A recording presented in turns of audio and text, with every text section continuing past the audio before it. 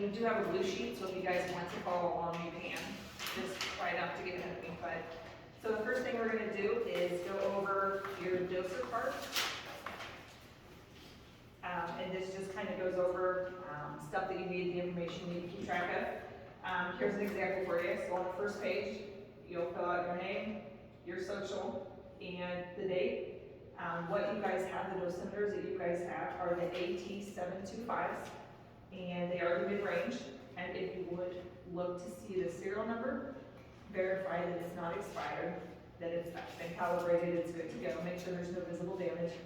And then if you would write down the serial number on that front page. And then if you'll open it up for me, please. So this kind of just goes over quick how the direct reading dosimeter, what you guys have. The direct reading dosimeter should be worn at chest level. And to read it, you just hold it up by the clip towards the eye and look through the lens. I've also found the flashlight on your cell phone works really well too, because I'm kind of blind, so it's just kind of an easier way to do it. And if you look up, you'll see the hairlines, and just read the dosimeter and record the position of the hairline every 30 minutes. And it's okay if you don't know what it means, what you're looking at, just make sure that you're keeping track of the numbers that you see. And unless you're directed otherwise by the radiological officer. Then below, you guys also have a TLD badge, and that is, or equivalent, the thermoluminescent dosimeter. This badge is issued by the Nebraska Emergency Management Agency, and it will provide accurate and permanent record of any exposure. Wear it as well at all times, between the neck and the waist during your assignment. Are there any questions on where to wear it? Okay, in the center, if you'll check the box for the AT725, and this is where you'll keep track of your 30-minute intervals. So as you can see, I just wrote the time as an example and the reading, so they're still at 0.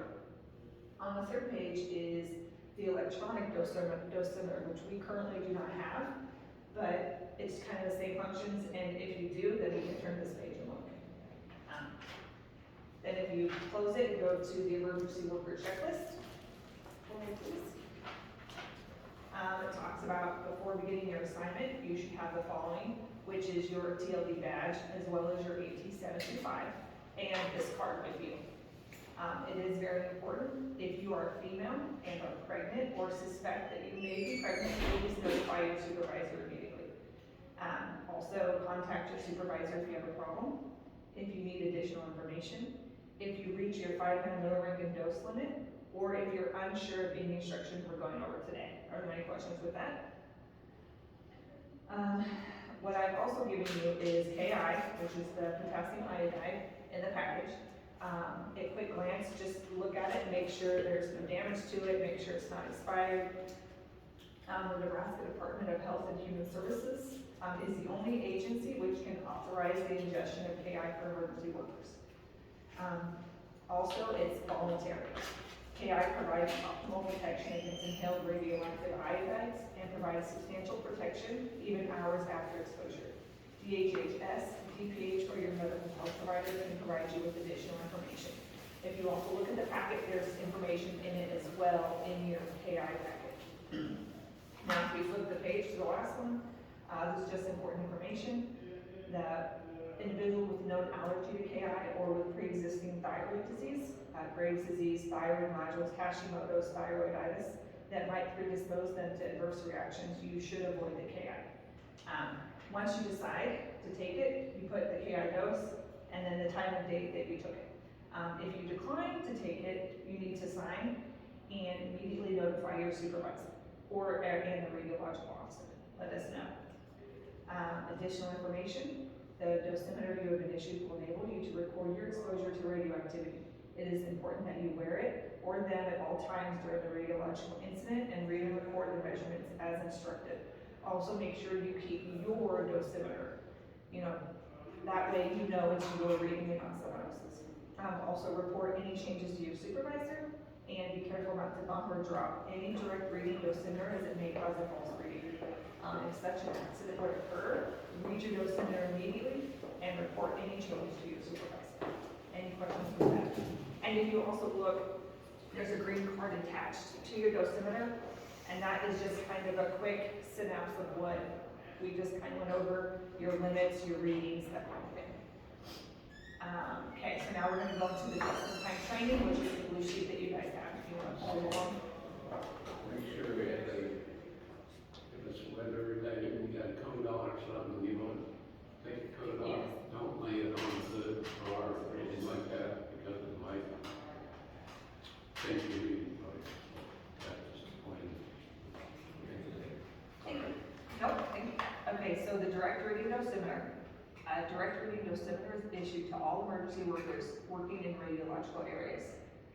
The AT 138 or the AT 725, direct reading is issued to all emergency workers working in the radiological areas. What you guys have is the AT 725.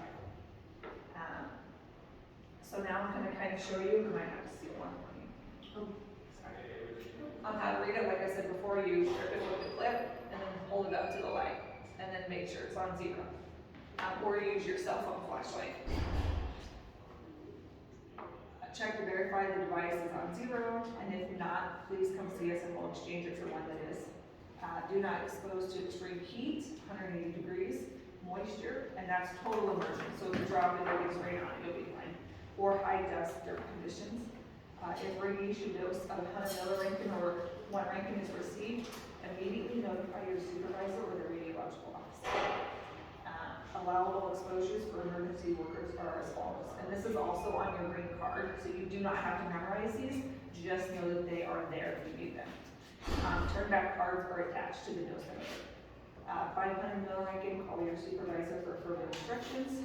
1 rankin, turn back dose for emergency workers with no means of communication to your supervisor. 2.5 rankin is the dose allowed for assignment involved in life-saving and protection of large populations. The TLD, which is the badge that we gave you, is issued to all emergency workers working in the radiological area.